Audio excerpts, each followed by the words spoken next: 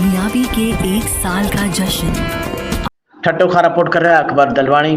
ऐवान सहाफ़त ठट्टो में ठट्टे शहर जी रहायशी बुढ़ी मुसम्मात करीमा शेख संदसि पुट अयाज शेख प्रेस कॉन्फ्रेंस कंदे इल्ज़ाम लगाईंदे चयो त असां ओझरी मस्जिद ठट्टो वटि असांजे सर्वे प्लाट ते असांजा घर ठहियल आहिनि, जंहिं ते कोटार महबूब उर्फ मिठो शेख, जुनेद शेख ऐं उन जा सहूलतकार राजा राहील आरफाणी ज़ाहिद शेख असांजे घरनि ते ज़ोरीअ कब्ज़ो करण जी कोशिशि करे रहिया आहिनि। असांजे ख़िलाफ़ मीडिया ट्रायल कई पई वञे।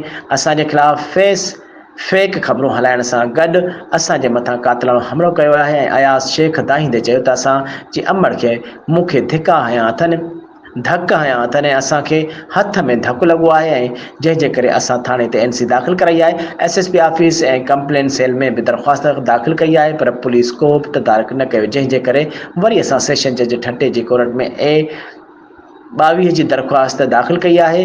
मथे माण्हुनि जे ख़ौफ़ खां असां ठट्टे मां लॾे तरक़ी कॉलोनी लॾे विया आहियूं ऐं घर किराए ते ॾिनो आहे।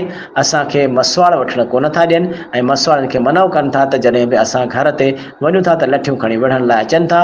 असां ऐवान साहब ठट्टो जे प्लेटफॉर्म ते ज़िले इंतिज़ामिया खे अपील था करियूं त सिटी सर्वेयर खां माप कराई वञे ऐं असांखे असां ॾांहुं प्लाट थिए थो त असां वापसि करण लाइ तयारु आहियूं। जेकॾहिं असां ॾांहुं नथो थिए त मथियां माण्हुनि ते कार्रवाई कई वञे। बुढ़ी अमा मुसम्मात करीमा चयो त आउं chief justice Sindh IG Sindh DIG Hyderabad session जज ठट्टो SSP ठट्टो SHO ठट्टो खे अपील करियां थी त असांखे तहफ़ुज़ फ़राहम कने मूंखे ऐं मुंहिंजे बचनि खे ज़ालिमनि खां बचाए वञे, मुंहिंजो घर बचाए वञे।